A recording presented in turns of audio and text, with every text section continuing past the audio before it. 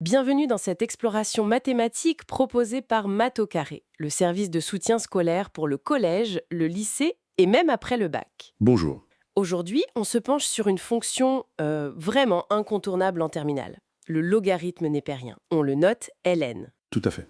Et notre but, comprendre pourquoi cette fonction est si fondamentale. Exactement.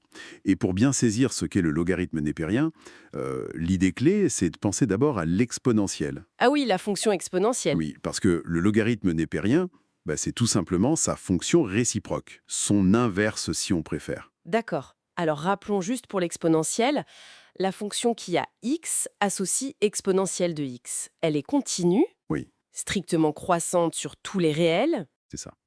et ces valeurs sont toujours dans l'intervalle 0 plus l'infini. Jamais nulle, jamais négative. Voilà. Et comme elle est strictement croissante et continue, ça veut dire que si on prend n'importe quel nombre k, strictement positif, hein, Oui, important ça. eh bien, l'équation exponentielle de y égale k, elle a forcément une solution pour y. Et une seule. Une unique solution y. Exactement. Et cette solution unique, c'est précisément ce qu'on appelle le logarithme népérien de k. On écrit donc y égale ln de k.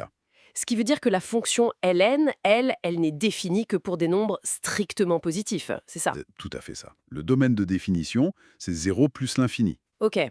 Du coup, ça nous donne tout de suite les relations de base entre les deux Ah fonctions. oui, c'est la définition même de la réciprocité. Pour n'importe quel réel x, si on calcule ln de exponentielle de x, Ça fait x. ça fait x. Et dans l'autre sens, pour un x strictement positif, si on calcule exponentielle de ln de x, Ça fait x aussi. voilà. Ce sont vraiment des fonctions miroirs l'une de l'autre. Et il y a deux valeurs à connaître par cœur, je crois. Ah oui, absolument. ln de 1, ça fait 0, Hein, parce que exponentielle de 0, ça fait 1. logique. Et ln de e, où e est le nombre de l'air, ça fait 1, car exponentielle de 1, c'est e. ln de 1 égale 0, ln de e égale 1. Noté. Et graphiquement, cette histoire de miroir, ça se voit comment? Eh bien, si on prend un repère orthonormé et qu'on trace la courbe de l'exponentielle et celle du logarithme népérien, Oui, elles sont parfaitement symétriques par rapport à la première bisectrice, la droite d'équation y égale x. C'est assez joli à voir. d'accord. Et comme l'exponentielle est strictement croissante, le logarithme népérien l'est aussi. Mais attention, uniquement sur son domaine. 0 plus l'infini. Il grimpe tout le temps. Bon, on voit d'où elle vient. Mais ce qui est vraiment puissant avec le logarithme, ce sont ses propriétés de calcul, non? C'est ça qui est intéressant. Ah, on y vient. Oui, les propriétés algébriques. Il y en a une qui est centrale, la relation fonctionnelle. Laquelle? Pour A et B strictement positifs, ln de A fois B, eh bien c'est égal à ln de A plus ln de B. Attends, le logarithme d'un produit, c'est la somme des logarithmes. Exactement. C'est ça qui est presque magique. Ça transforme une multiplication en une addition. C'était hyper utile avant les calculatrices, hein. J'imagine. Ça simplifie tout. Et du coup, pour les divisions, ça doit marcher aussi. Oui, ça découle de la première.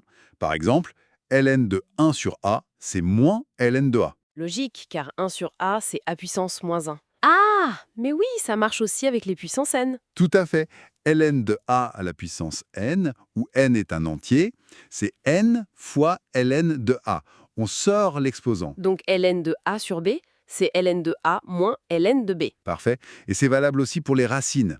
ln de racine de A, c'est ln de A à la puissance 1 demi. Donc 1 demi de ln de A. C'est ça. Très pratique pour simplifier plein d'expressions. Ok, super clair. Maintenant, si on regarde la fonction ln elle-même, euh, comment elle varie, sa dérivée? Alors sur son domaine, 0 plus infini, elle est bien dérivable.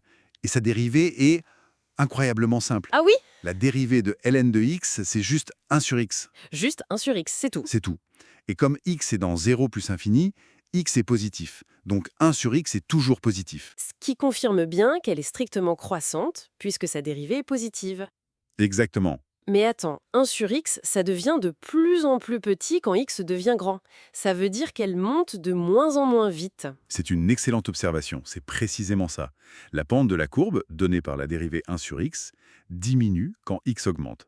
La courbe s'aplatit, en quelque sorte. Mais elle continue de monter quand même. Oui, elle continue de monter indéfiniment, mais de plus en plus lentement. D'accord. Et aux bornes de son domaine, en plus l'infini et en zéro.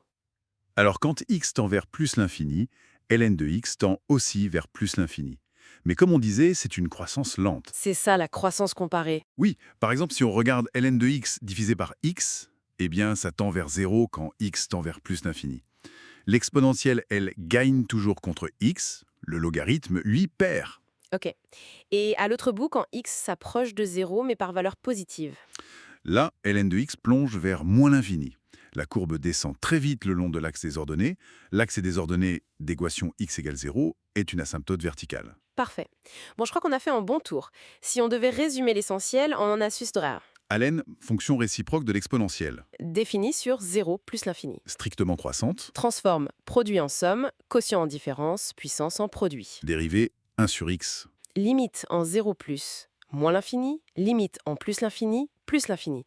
Et ln de 1 égale 0, ln de e égale 1. Voilà, c'est une très bonne synthèse des points clés. C'est déjà pas mal? Oui.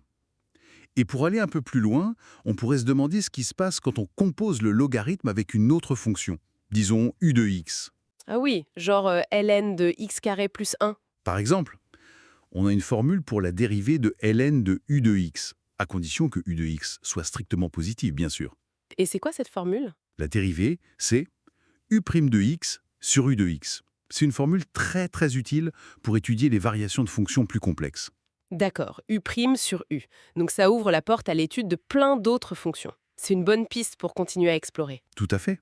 Comment les variations de u vont influencer celles de ln de u via cette dérivée? C'est un sujet intéressant. Une question à creuser. Merci beaucoup pour cette mise au point très claire. Avec plaisir.